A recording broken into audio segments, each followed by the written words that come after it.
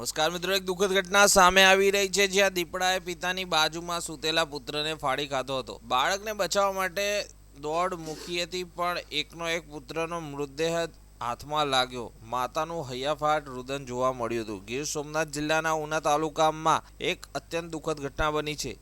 પાછા ગામ નજીકના ખોડિયાર ધાર વિસ્તારમાં એક દીપડાએ ઝૂંપડામાં પિતાની બાજુમાં સૂતેલા 2 વર્ષના માસૂમ બાળકને ફાડી ખાધો હતો। પિતાએ પોતાના એકના એક દીકરાને બચાવવા માટે દોડ મૂકી હતી પરંતુ તેમના હાથમાં માત્ર પુત્રનો મૃતદેહ આવ્યો હતો। આ કરુણ ઘટનાથી પરિવાર પર આપ ફાટ્યું હોય તેવી સ્થિતિ સર્જાઈ હતી અને માતાનું હૈયાફાટ રુદન જોવા મળ્યું। આ ઘટનાને પગલે સમગ્ર વિસ્તારમાં શોકનો અને ભયનો માહોલ ફેલાઈ ગયો હતો। મળતી માહિતી અનુસાર પિતા અને તેમનો પુત્ર એ ઝૂંપડામાં સૂતા હતા। એ જ સમયે એક દીપડો ઝૂંપડામાં ઘૂસી આવ્યો હતો અને બાળકને તેના ગળાના ભાગેથી પકડીને લઈ ગયો હતો, જેથી તે ચીસ પણ પાડી શક્યો નહોતો। ત્યારે પિતા જાગી ગયા હતા અને તેમણે આસપાસના લોકોએ દીપડાનો પીછો કર્યો હતો। લગભગ 1 કિલોમીટર દૂર એક વાડીમાં આંબાના ઝાડ નીચે દીપડો બાળકને લોહીલુહાણ હાલતમાં લઈને બેઠો હતો। લોકોએ બૂમાબૂમ કરતા દીપડો બાળકને છોડીને ભાગી ગયો હતો, પરંતુ ત્યાં સુધીમાં આ બાળકનું મૃત્યુ થઈ ગયું હતું। વન વિભાગે આ માનવભક્ષી દીપડાને પકડવા માટે પાંજરું ગોઠવ્યું છે અને તેની શોધખોળ ચાલી રહી છે। ઉલ્લેખનીય છે કે આ વિસ્તારમાં